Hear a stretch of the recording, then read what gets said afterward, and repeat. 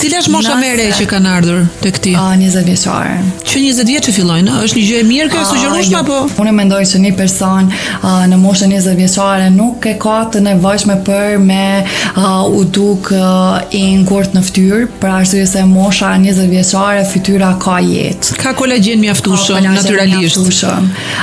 Mundet me u duk shumë e bukur nëse bëhet në dozat shumë të vogla botoksi, mirë po unë nuk mendoj që ka nevojë. Unë nuk mendoj që personat duhet me hek krejt rrudhat, duhet me bën ndërhyrje të cilat janë agresive për me i largu të gjitha rrudhat.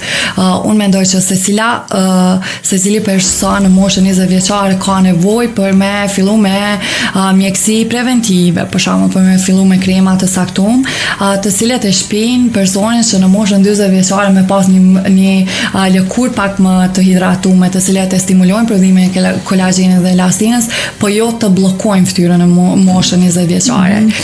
Jo të vjen në shprehje ashtu quajtura pillow face në moshën 20 vjeçare. Vajzat nuk janë fare të ndërgjegjshme se çfarë injektohet në lëkurën e tyre. Tu për shembull në Shqipëri është konfiskuar në disa klinika nga një operacion masiv që u bë lëndë kontrabande pa certifikuar. Gjaja e parë që e pyesin personin që ju prezantohet para, ta pyesin a është doktor.